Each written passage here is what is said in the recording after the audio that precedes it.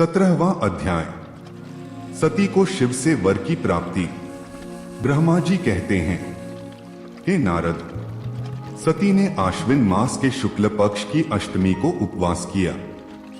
नंदाव्रत के पूर्ण होने पर जब वे भगवान शिव के ध्यान में मग्न थीं, तो भगवान शिव ने उन्हें प्रत्यक्ष दर्शन दिए। भगवान शिव का रूप अत्यंत मनोहारी था। उनके 5 मुख थे और प्रत्येक मुख में 3 नेत्र थे। मस्तक पर चंद्रमा शोभित था। उनके कंठ में नील चिन्ह था। उनके हाथ में त्रिशूल, ब्रह्मकपाल, वर तथा अभय था। उन्होंने पूरे शरीर पर भस्म लगा रखी थी। गंगा जी उनके मस्तक की शोभा बढ़ा रही थी। उनका मुख करोड़ों चंद्रमाओं के समान प्रकाशमान था। सती ने उन्हें प्रत्यक्ष रूप में अपने सामने पाकर उनके चरणों की वंदना की। उस समय लज्जा और शर्म के कारण उनका सिर नीचे की ओर झुका हुआ था। तपस्या का फल प्रदान करने के लिए शिवजी बोले, उत्तम व्रत का पालन करने वाली है दक्ष नंदिनी, मैं तुम्हारी तपस्या से बहुत प्रसन्न हूँ। इसलिए तुम्हारी मनोकामना को पूरा करने के लिए स्वयं यहाँ प्रकट हुआ हूँ। अतः तुम्हारे मन में जो भी इच्छा है, तुम्हारी जो भी कामना है, जिसके वशीभूत होकर तुमने इतनी घोर तपस्या की है, वह मुझे बताओ, मैं उसे अवश्य ही पूर्ण करूंगा। ब्रह्मा जी कहते हैं, हे मुनि, जगदीश्वर महादेव जी ने सती के मनोभाव को समझ लिया था। फिर भी वे सती से बोले कि देवी वर मांगो। देवी सती शर्म से सिर झुकाए थीं। वे चाहकर भी कुछ नहीं कह पा रही थीं। भगवान शिव के वचन सुनकर सती प्रेम में मग्न हो गई थीं। शिवजी बार बार सती से वर मांगने के लिए कह रहे थे। तब देवी सती ने महादेव जी से कहा, है वर देने वाले प्रभु, मुझे मेरी इच्छा के अनुसार ही वर दीजिए। इतना कहकर देवी चुप हो गई। जब भगवान शिव ने देखा कि देवी सती लज्जावश कुछ कह नहीं पा रही हैं, तो वे स्वयं उनसे बोले, हे देवी, तुम मेरी अर्धांगिनी बनो। यह सुनकर सती अत्यंत प्रसन्न हुई, क्योंकि उन्हें अपने मनोवांछित फल की प्राप्ति हुई थी। वे अपने हाथ जोड़कर और मस्तक को झुकाकर भक्तवत्सल शिव के चरणों की वंदना करने लगी। सती बोली, हे देवाधिदेव महादेव, प्रभु, आप मेरे पिता को कहकर वैवाहिक विधि से मेरा पाणी ग्रहण करें। ब्रह्मा जी बोले, नारद, सती की बात सुनकर शिवजी ने उन्हें यह आश्वासन दिया कि ऐसा ही होगा। तब देवी सती ने भगवान शिव को हर्ष एवं मोह से देखा और उनसे आज्ञा लेकर अपने पिता के घर चली गई। भगवान शिव कैलाश पर लौट गए और देवी सती का स्मरण करते हुए उन्होंने मेरा चिंतन किया। शिवजी के स्मरण करने पर मैं तुरंत कैलाश की ओर चल दिया। मुझे देखकर भगवान शिव बोले, ब्राह्मण, दक्षकन्या सती ने बड़ी भक्ति से मेरी आराधना की है। उनके नंदाव्रत के प्रभाव से और आप सब देवताओं की इच्छाओं का सम्मान करते हुए मैंने देवी सती को उनका मनोवांछित वर प्रदान कर दिया है।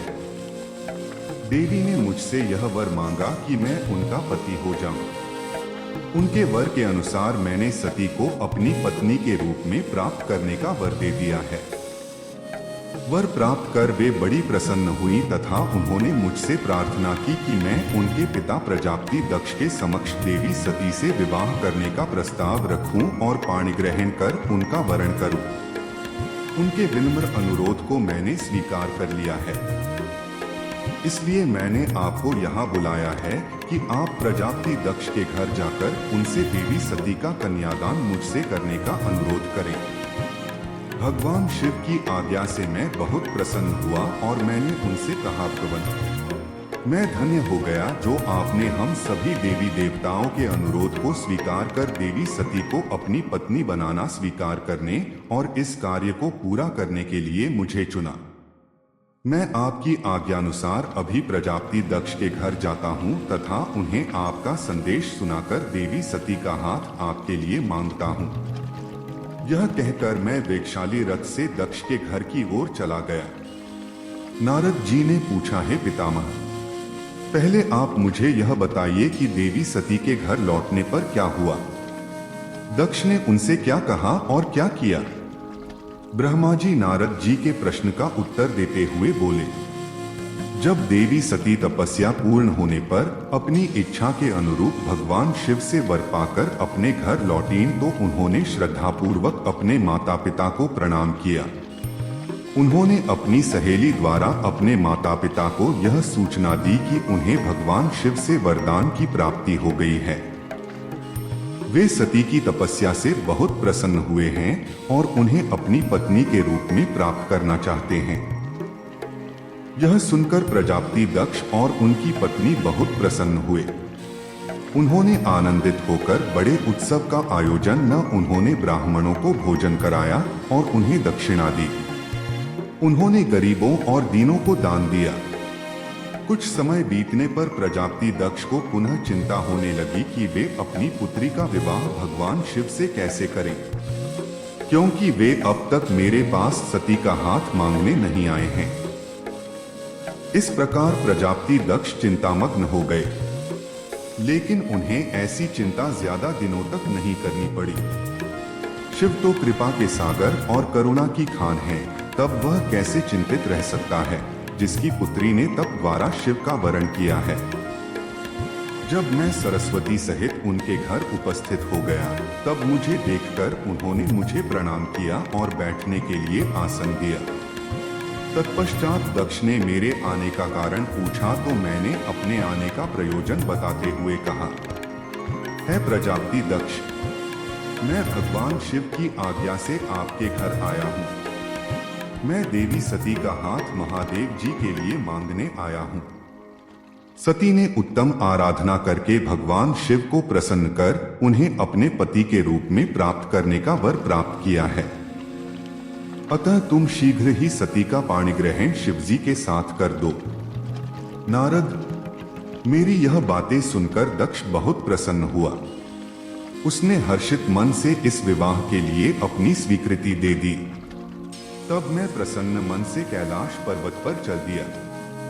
वहां भगवान शिव मेरी उत्सुकता से प्रतीक्षा कर रहे थे। वहीं दूसरी ओर प्रजापति दक्ष, उनकी पत्नी और पुत्री सती विवाह प्रस्ताव आने पर हर्ष से विभोर हो रहे थे।